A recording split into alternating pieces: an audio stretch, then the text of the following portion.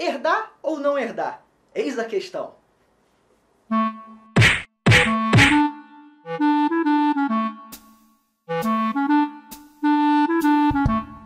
Olá, sejam bem-vindos a mais uma aula aqui do curso de orientação ao objeto. Nós estamos aí na sequência de aulas falando um pouquinho sobre como aplicar os 4 fundamentos que nós vimos aqui, ó, tá? No curso de introdução à orientação ao objeto. A proposta, como a gente viu na última aula, é criar um projeto e aplicar esses fundamentos nesse projeto sem necessariamente ter que criar uma classe cliente ou uma classe produto, mudando justamente o nosso ponto de vista sobre orientação ao objeto, mudando o nosso mindset. Lembra lá da primeira aula? Se você ainda não assistiu a primeira aula, deixa eu chegar para cá de novo. Aqui, ó.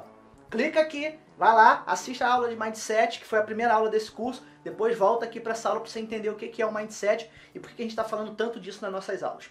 Bem, eu fiz a seguinte pergunta antes de começar a aula: herdar ou não herdar? Eis a questão. Você deve ter reparado que na última aula eu falei que a gente vai criar um formulário e vai herdar esse formulário desse formulário base. Lembre sempre de uma coisa: eu falei lá na aula de herança, ainda na introdução, que a herança não é a solução para tudo. E herança é sinônimo de acoplamento. Ainda não é o momento da gente falar sobre os 2 principais objetivos da orientação ao objeto: alta coesão e baixo acoplamento. A gente vai falar disso numa outra oportunidade. Mas lembre disso, nem sempre a herança é a melhor solução. Sempre que você herda uma classe da outra, mesmo que seja um objeto, você está acoplando. Mas, do ponto de vista, olha o link aí para a aula de Mindset, né? Do ponto de vista do nosso projeto, isso não é um problema. Lembra que nós vamos criar o nosso formulário base e nós vamos ter o nosso formulário Base CRUD herdando do formulário base? Quando eu falo que a herança gera um acoplamento, é porque quando eu levar o formulário CRUD para algum projeto, eu vou ser obrigado a levar o formulário base também, porque eu acabei fazendo um autoacoplamento aqui, um acoplamento muito forte, já que um está herdando do outro. Mas, do ponto de vista do nosso projeto, isso não é um problema. Porque se eu levar o CRUD, Base CRUD, para um outro projeto, eu também vou querer levar o meu Baseform para um outro projeto. Por isso que eu falo que tem que avaliar muito. Não pode sair dizendo que não, eu não uso herança nunca, porque herança sempre tem acoplamento. Aqui tem acoplamento sim, e não estou vendo problema nenhum do ponto de vista do nosso projeto isso daqui. Porque para onde eu levar um, com certeza eu vou levar outro. Mas em classe de negócio nem sempre isso é interessante, mas aí isso é assunto para uma outra aula. Vamos voltar aqui então? Vamos voltar para o nosso projeto de onde a gente parou. A gente parou na última aula criando esse formulário aqui. Então, o que a gente vai fazer aqui? Ouvindo um pouquinho até o comentário do pessoal, a gente vai fazer alguns códigos aqui interessantes. Primeiro eu vou fazer o seguinte: eu vou colocar um timer aqui, tá? Um timer. E esse timer aqui, ele vai ter a função de... na verdade eu vou colocar 2 timers, tá? Esses timers aqui, eles vão ter a função de fazer um efeito fade in e fade out. O nosso formulário, ele não vai abrir e fechar. Ele vai surgir e desaparecer, ok? Então eu vou renomear esse camaradinho aqui para fade in e esse outro camarada aqui para fade out, ok? E nós vamos configurar eles com a quantidade de tempo que eu quero que eles façam a interação. Nós vamos configurar tanto o fade in quanto o fade out com 10 milissegundos. Vai ser bem rápido. Não quero que o meu usuário perca a paciência, não. E como é que a gente vai implementar esse efeito? Nós vamos vir aqui no formulário, na propriedade AlphaBlend, vamos colocar true. E o AlphaBlend value 0. O que é a propriedade AlphaBlend? A propriedade AlphaBlend é a propriedade de opacidade ou transparência, né? É o nível de opacidade que você quer dar ao seu formulário. Então, quando você marca que você vai trabalhar com a propriedade AlphaBlend, você controla o nível de opacidade através do AlphaBlend Value. Tá vendo aqui, ó? 255 é 100% opaco, 0 é 100% transparente. Então o nosso formulário ele vai nascer transparente e o Fade In vai ter a propriedade, vamos deixar ele desabilitado, tá? O Fade In desabilitado. Aqui no evento OnTimer, a gente vai fazer exatamente isso, olha. AlphaBlend Value recebe ele mesmo mais 15. FadeIn.enable recebe not AlphaBlend Value igual a 255. Explicando esse código aqui para você. O nosso AlphaBlend vai estar 0. Eu vou incrementar a cada 10 milissegundos 15. A quantidade de 15%, vamos dizer assim, não, na verdade valor 15, né? Para o alpha blend, então vai 15, 30, 45, 60, 75. E enquanto ele não for igual a 255, o meu timer vai estar habilitado.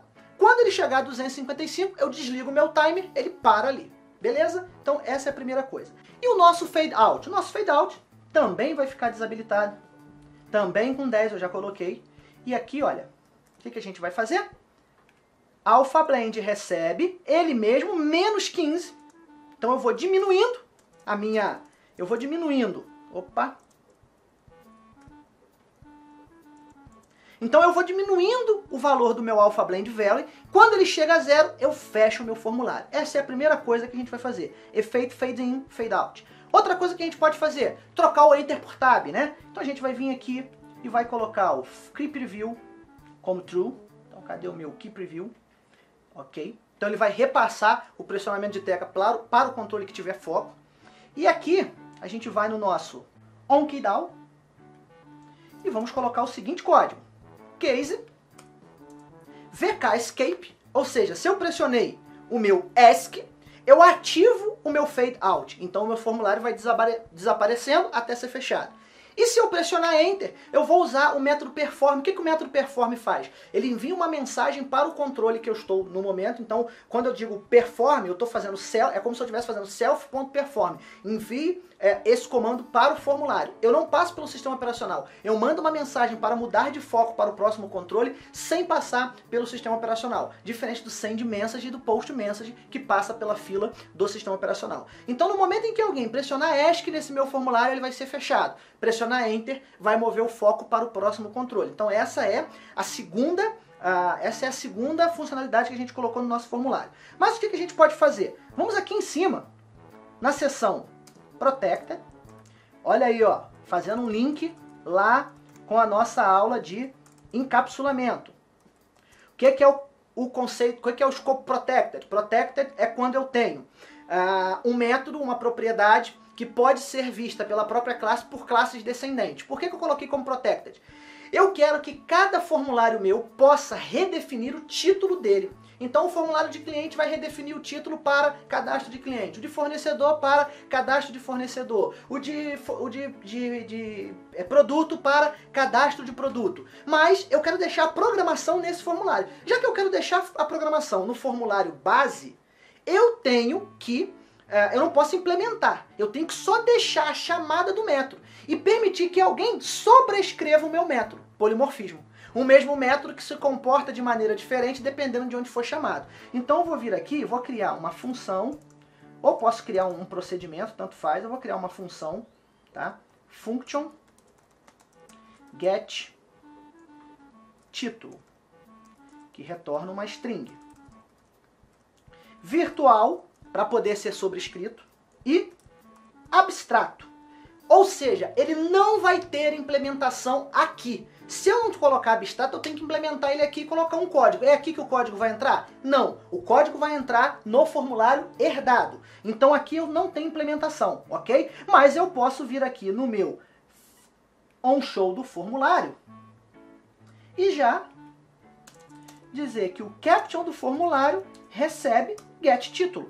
Então veja, eu já estou chamando no onShow do meu formulário base aqui o meu getTítulo. O que o getTítulo faz? No formulário base ele não vai fazer nada. Mas aqui no formulário, quando eu herdar lá na minha aplicação, quando for o cliente, eu vou sobrescrever o método e vou retornar o texto cadastro de cliente. Vou sobrescrever no produto, vou retornar o texto cadastro de cliente. Mas a implementação já está feita aqui. Então a infraestrutura, olha só, é um método super avançado, né? Um método de substituir o caption do formulário, mas dá para ter uma ideia. A infraestrutura está pronta aqui.